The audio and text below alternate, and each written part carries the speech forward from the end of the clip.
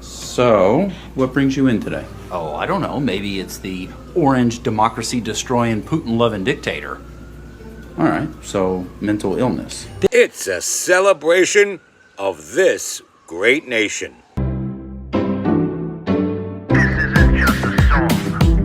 Illuminati is a thing you need to watch out for. They want to depopulate and slave us so much more. World domination, I'll get into that later. I'm hardcore, fierce and sexy. You're just a hater. You deserve the ridicule because you're an absolute zero. I'm the keeper of the chalice, a rock and roll hero. I'm not an idiot nobody listens to, because I'm not a failure in life like you. Let's talk about Bill Gates and the mark of the beast and the orgies in the streets at the Catholic feasts and Bill and Hillary's human trafficking ring. And George Soros got the money to pay for everything. Socialism is for losers, working for the devil. Chumps that can't fight, they ain't on my level. It takes an evil one to try to debunk and doubt it, so I'd rather die than stop talking about it. Watch out, watch out, watch out, watch out. Watch out for the Illuminati. Watch out, watch out, watch out, watch out. Watch out for the Illuminati. Watch out, watch out, watch out, watch out. Watch out for the Illuminati. Watch out for the Illuminati. Happy birthday, America. It is a celebration of this great nation, the United States of America. This is the MC2 Tool Show 4th of July Special 2025. Today we're going to look into the 4 great presidents that I've chosen for this special. George Washington, Abraham Lincoln, of course, Ronald Reagan, and Donald Trump. Behind me is not a video prop. It's not some fancy decoration you pull out on certain holidays, including the 4th of July. This is what represents this great nation. It represents all the sacrifice made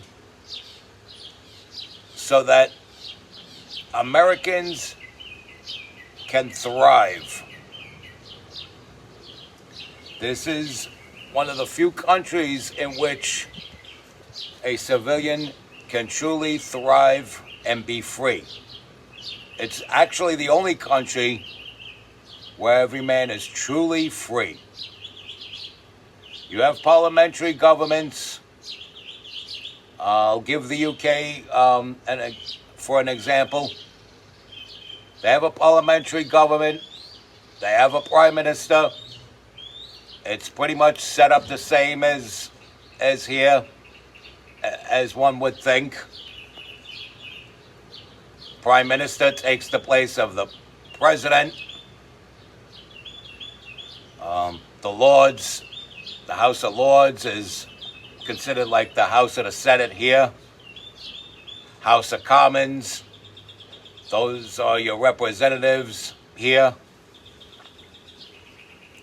And things go through the House of Commons to the House of Lords to the Prime Minister. He signs off on it.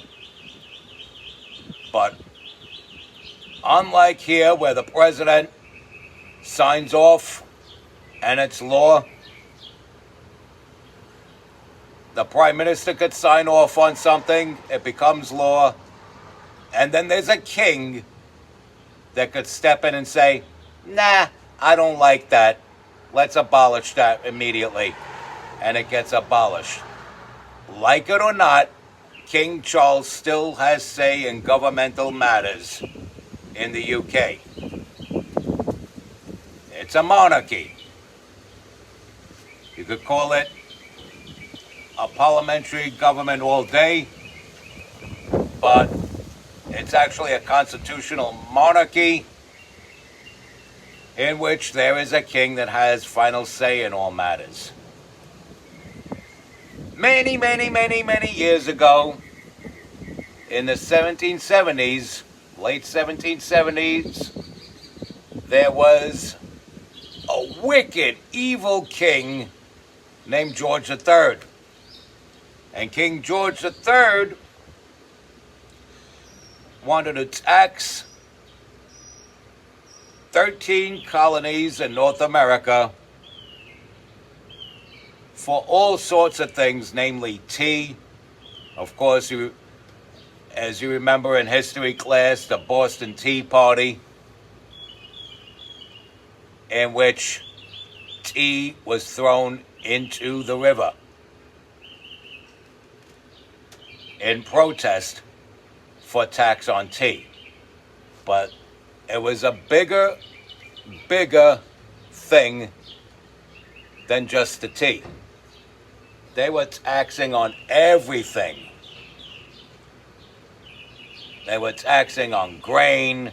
They were taxing on certain metals. They were taxing on things that were produced and distributed within the 13 colonies.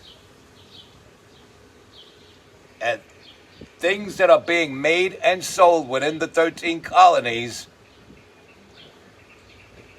the people of these colonies were saying, wait a minute, why do we have to give money to some king for what we're doing out here? Let's be our own separate country.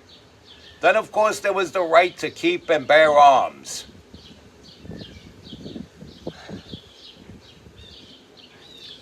There was a movement to disarm the subjects of the 13 colonies. And so a Declaration of Independence was made, and King George laughed at it. He had the gall to laugh at it. But when we fought a Revolutionary War, we ended up winning this land from Great Britain. This great land was won in a war with Great Britain. And this is our land now because the founding forefathers won it in a war with Great Britain. Headed by several generals, most prominent of all, George Washington, who went on to become the first president of the United States. The man was a war hero and probably my favorite president of all, because he was the president who had to set the precedent. Right down to the language when speaking to the president. In other words, he could have easily accepted being called Your Excellency, Your Excellency, Your Highness, or some sort of exalted title. But it was George Washington who chose to say, call me Mr. President. And of course, he was an honest man who cannot tell a lie. As a mischievous youth, he chopped down a cherry tree just to see if his new hatchet actually worked and did the job, which it did. And his father asked him, George, did you chop down that cherry tree? And he said, I cannot tell a lie. It was I who chopped down that cherry tree. So even in his youth, he owned what he did. And thank God this country was founded by men like George Washington.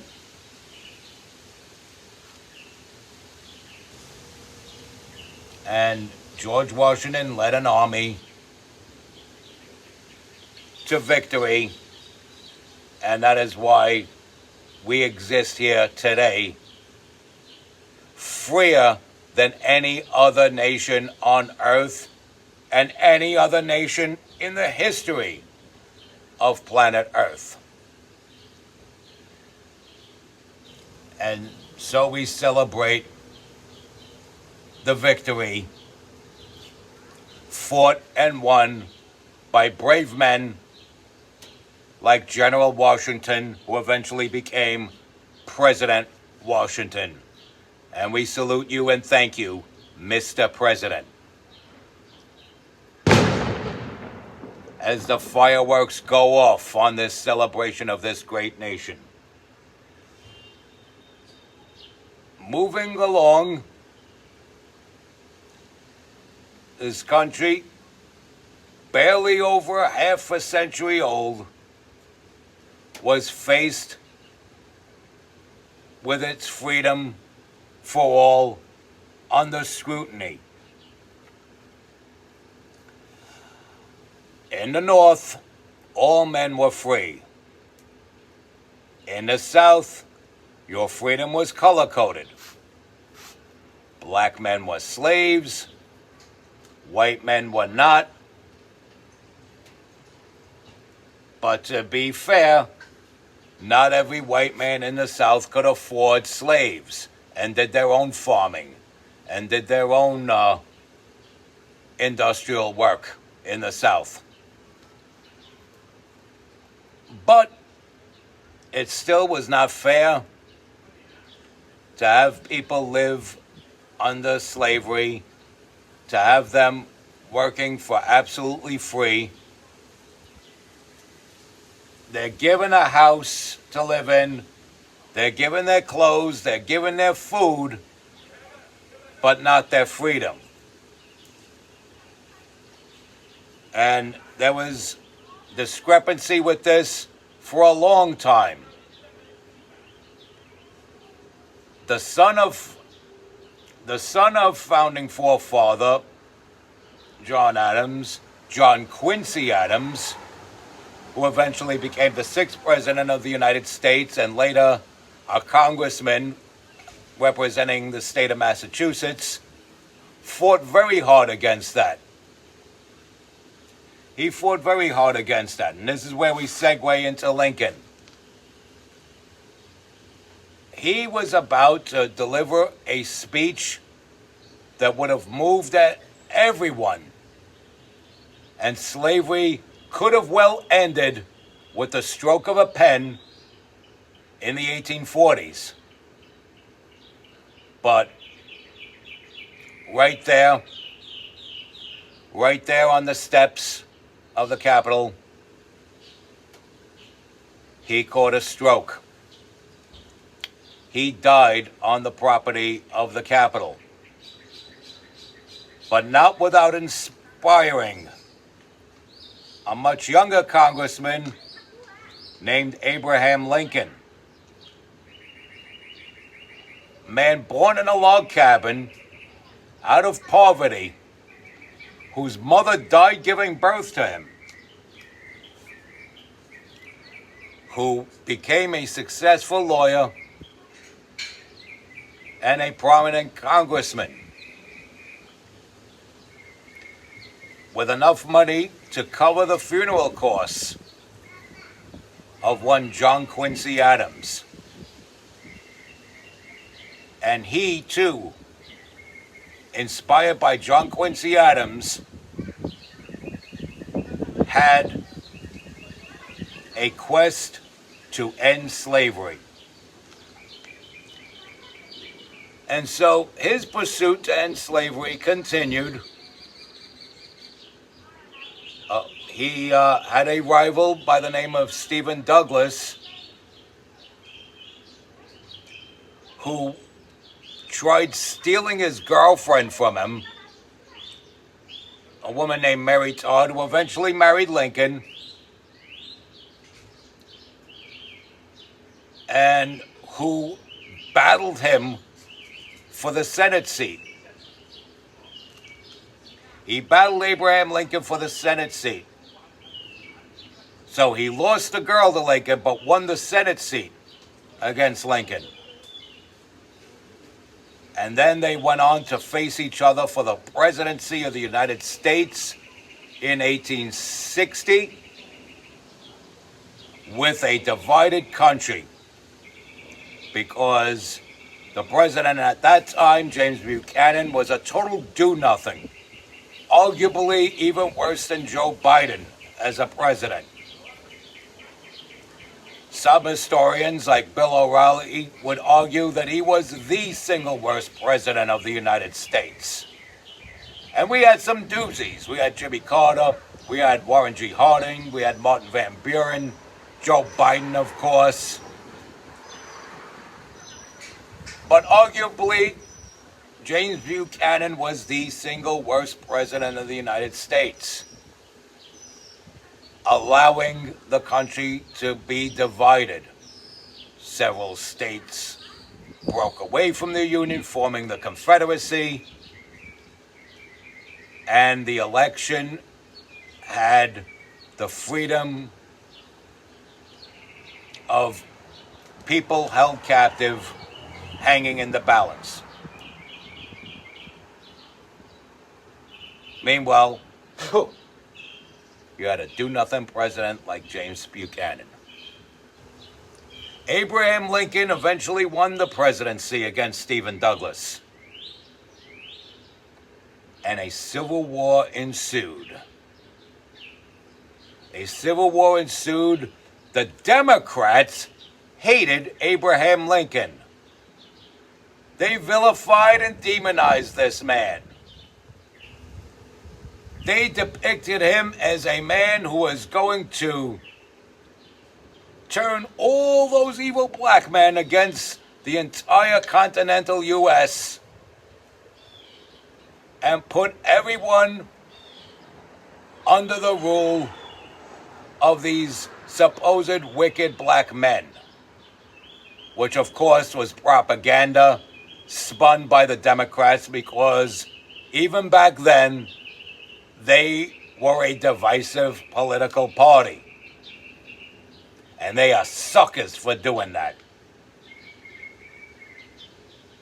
So we had another war on our hands that could have made or broken the United States of America. Union versus Confederacy. The Union won. And those slaves in the South were declared forever free. Gettysburg Address covered that. The Emancipation Proclamation covered that. There was to be no more slaves in the United States of America. Of course, people want to demonize Juneteenth. And then you have people that want to misinterpret Juneteenth. It's not a bad thing, but don't say it's a good thing for the wrong reasons. It's a good thing because a bunch of white Republicans went into Texas, found a bunch of people still working as slaves, and had to tell them they were free. And so, it's because of those white Republicans that this illegal slave operation did not continue. But it's because of Abraham Lincoln, a Republican, again, who was born in poverty. And people like to say the Republicans are for the rich, but Abraham Lincoln, the first ever elected Republican president, was born out of poverty, and he opposed slavery. And in fact, due to the failure of the Whig Party, the Republican Party emerged specifically as an anti-slavery political party, while the Democrats were all for the ownership of other human beings. And you can see it to this very day. they still want to own the black vote, the Hispanic vote, the female vote.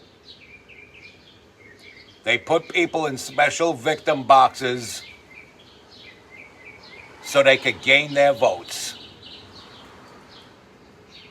They are following the attract more flies with honey theory, but still are trapping them in the inner city ghettos.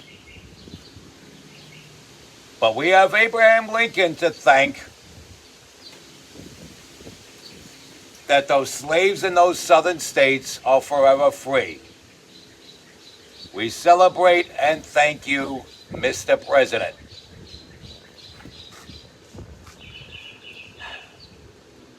Moving right along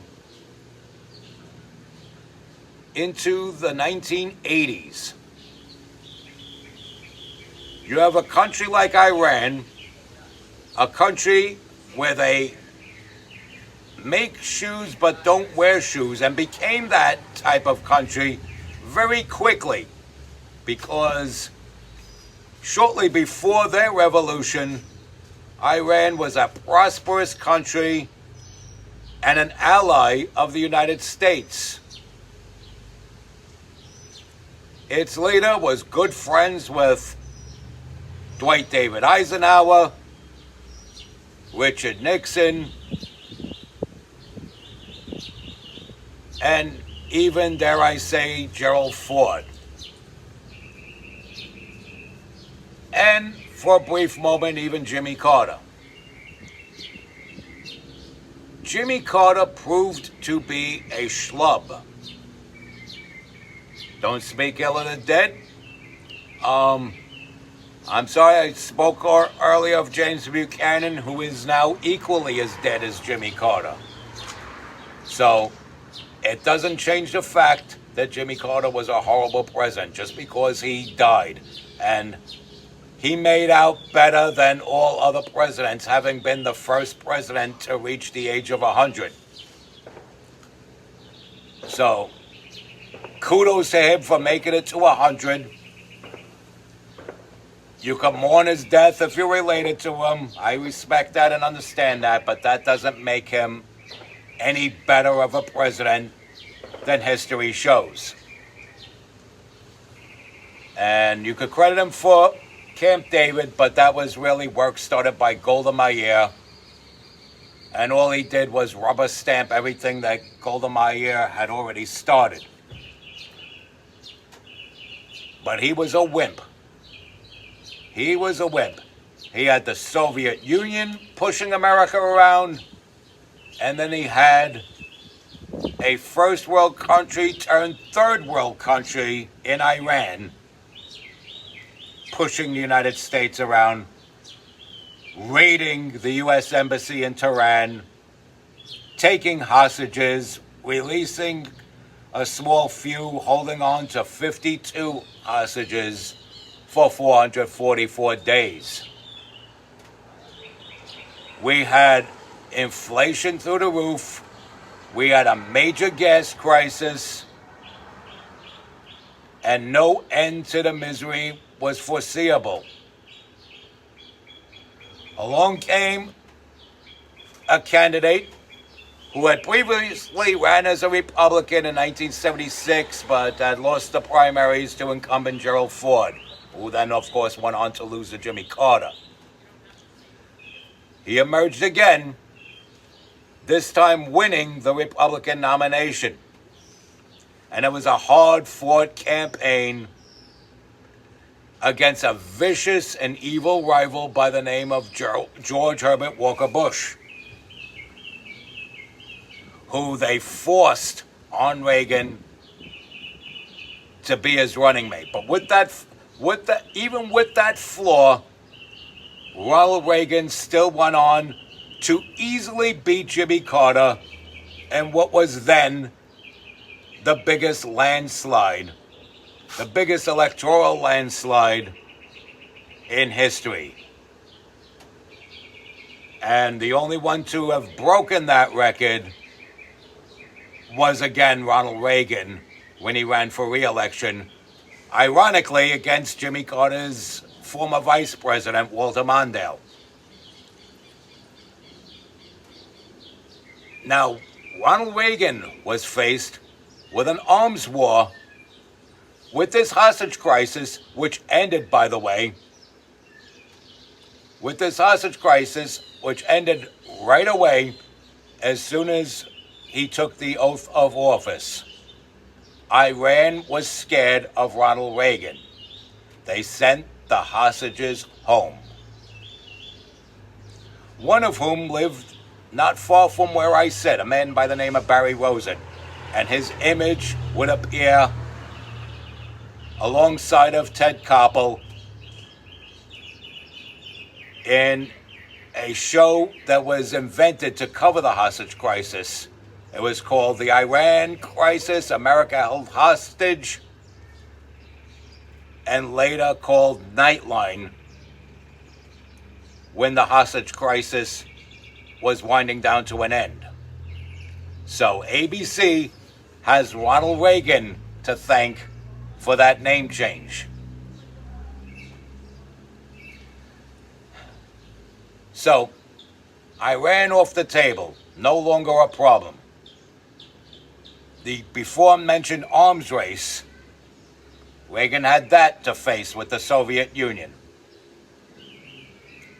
Also, a little known country called Libya, who wasn't in the news since World War II, when the United States and Allied forces liberated Libya from the fascist regime of Mussolini. They emerged to war with the United States of America, and some F-14 Tomcat pilots successfully and repeatedly defended themselves against Gaddafi's pilots. Muammar Gaddafi kept testing Ronald Reagan over and over again, attacking naval ships, attacking U.S. bases, and it didn't come to an end until Ronald Reagan sent bombers to his house. Now, if you're going to start in with the most powerful nation in the world, why are you going to leave your home and your daughter vulnerable to a counterattack? It was Gaddafi's fault that Gaddafi's daughter died in those bombings. Moving right along, the Soviet Union, still in their arms race with the United States. The only way to win this arms race is to topple the Soviet Union. So, instead of disarming, Ronald Reagan said, well, if our enemy nation is not going to disarm, we have to arm ourselves more so than the Soviets. And we're going to have to come up with technology that they don't have, like the Strategic Defense Initiative, SDI, which was jokingly referred to as Star Wars, to fight against an evil empire called the Soviet Union. And Ronald Reagan minced no words when he called the Soviet Union an evil empire. And even when they brought in a nice smiling premier, first of all, Soviet premiers were just dropping dead left and right on Ronald Reagan. He started with Brezhnev, then Brezhnev died.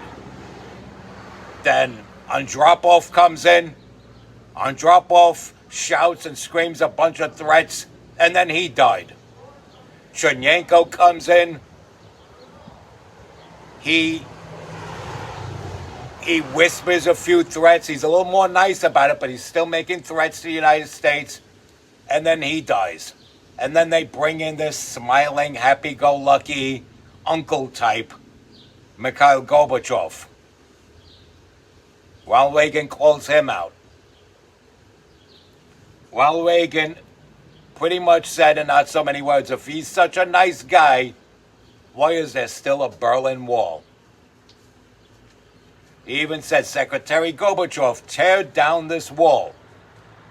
And of course he was reluctant to do that because he knew that would be the start of the toppling of the Soviet Union and the breakup of the Soviet Union back into its respective independent republics. Ironically, it did not start with the Berlin Wall, though. It started with Lithuania and Poland. More prominently, Poland. And Poland did the strongest job of all in breaking away from the Soviet Union. And that fight was led by a well-renowned hero by the name of Lech Walesa, who, thank God, is still alive and well to this very day and is planning a U.S. tour. But anyway, eventually, after Ronald Reagan leaves office and leaves the country to George H.W. Bush, who I still believe plotted that attempted assassination in March of 1981. But nonetheless, Bush rides Reagan's coattails to become president himself, and it was on his watch that the Soviet Union eventually toppled. But that is all credited to Ronald Reagan, man. It's all credited to Ronald Reagan. And by the way, that inflation, completely unheard of. The economy was booming when Ronald Reagan left office. Ronald Reagan left this country in a good economic place on the world stage. And we thank Ronald Reagan for his contribution as President of the United States. We celebrate you. We thank you, Mr. President. Now we are faced with major social crisis that became more tangible at the grocery stores, in these streets, and on the world stage.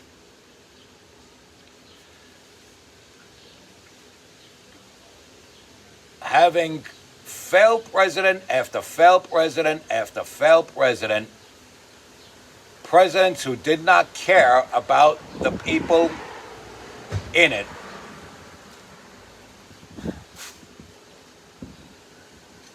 Donald Trump, a businessman, a man who's never held public office in his life at that time, announces his candidacy for presidency of the United States of America.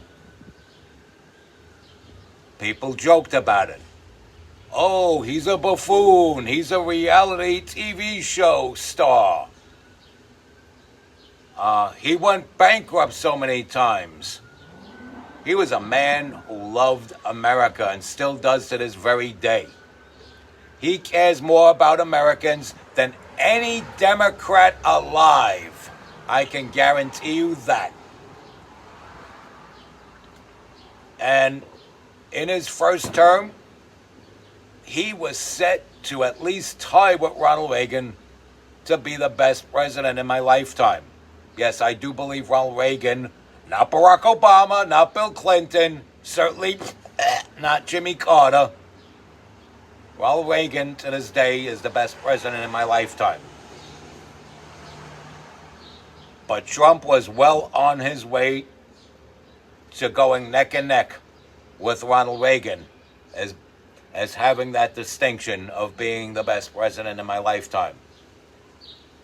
All of a sudden, the economy improved from a failed one by Barack Obama. That wasn't Barack Obama's economy. That was Donald Trump's economy.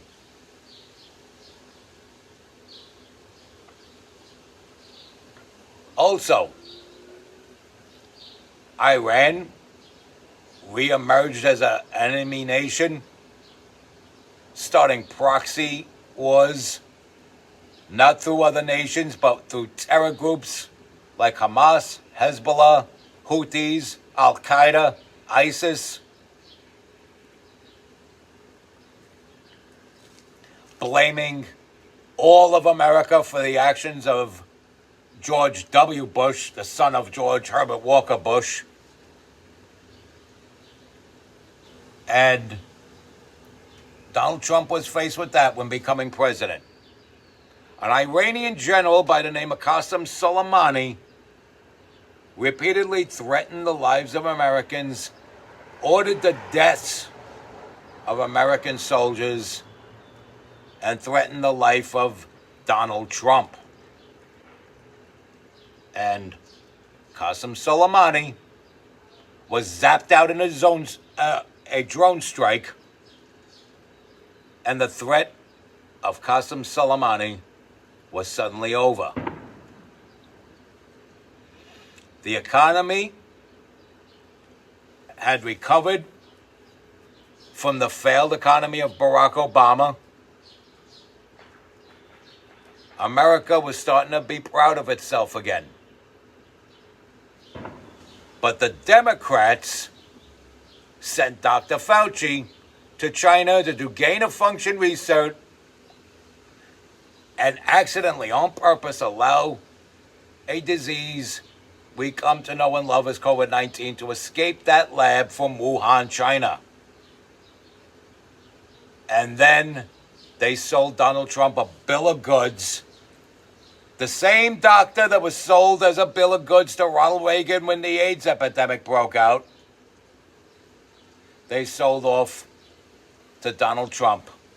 And giving the information that he was given, made the best decision he could make with the information he was given.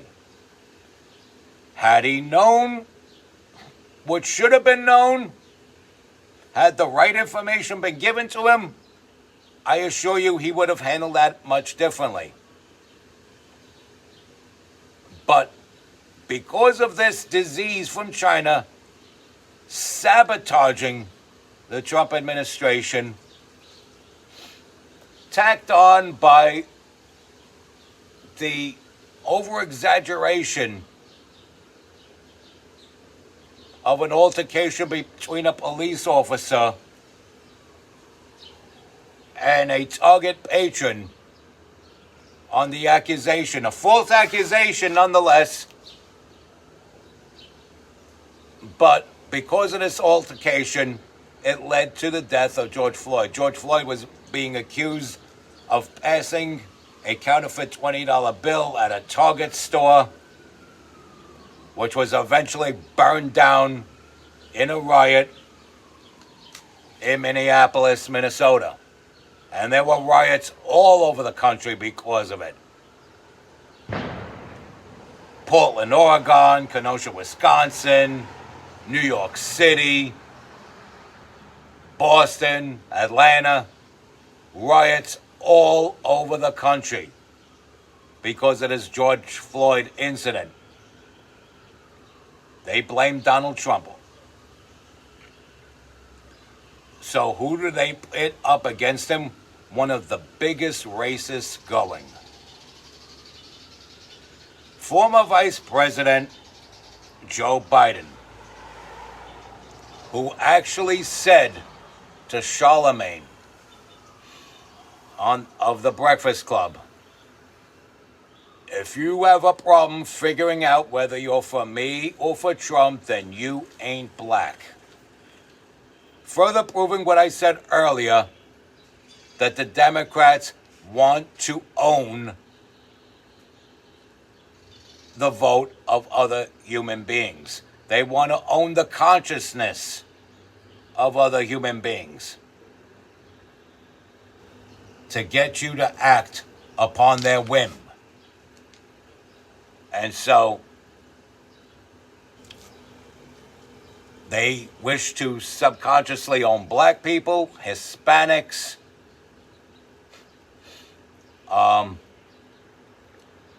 people of various abnormal, incorrect sexual orientations, women, and the simps that love them. They want to seize control over all of that. And so they even cheated to get Joe Biden in office. It was a very questionable election. It wasn't a fair and square Joe Biden victory. They even withheld information that would have changed the view of the voters. Information in the Hunter Biden laptop. Not just the weirdness of Hunter Biden himself smoking crack naked in the presence of children on video, but text messages where Hunter Biden is using the influence of his father's name to get things, to get money, to get business deals made. That was in that laptop. They withheld that information. They made fake debunkings of that information. They wrote it off as Russian disinformation. And it all turned out to be false. And everything on that laptop turned out to be true. I still want to see people getting carted to jail for that. But here we are. The country goes down the tubes again. After fixing the country from 20 years of utter garbage from George H.W. Bush all the way through Barack Obama, Trump fixed it in 3.5 years. Biden destroys it in 4 years.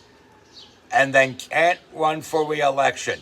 And even though he can't run for re-election, he insists on trying to run for re-election until late in the game, he bails out.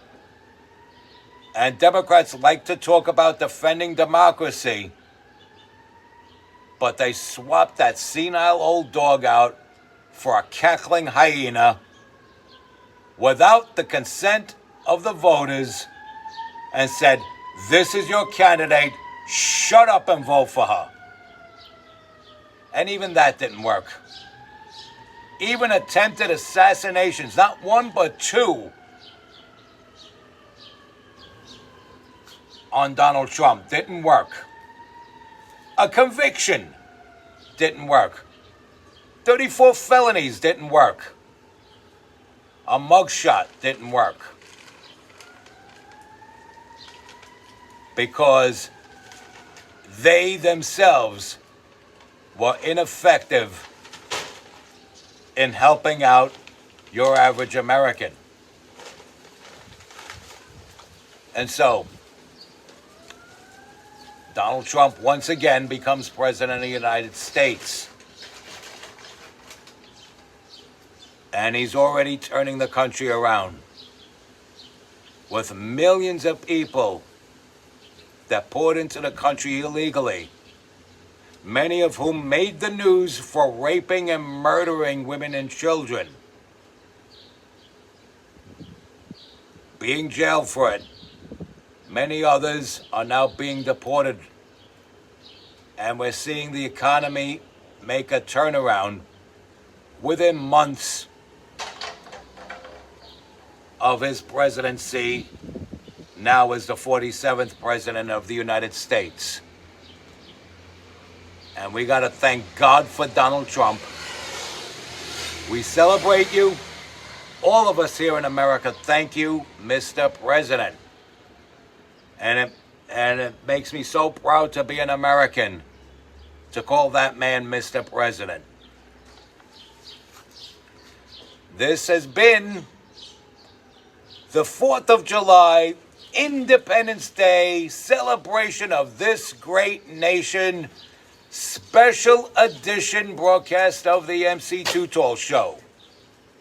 And on to the I say, respect God, watch out for the Illuminati, follow and share my content, tell all your friends about me, stay strong, keep kicking that slang. It's your boy in the building, hip-hop legend, recording engineer, underground rock and roll hero, MC Too Tall. Be good.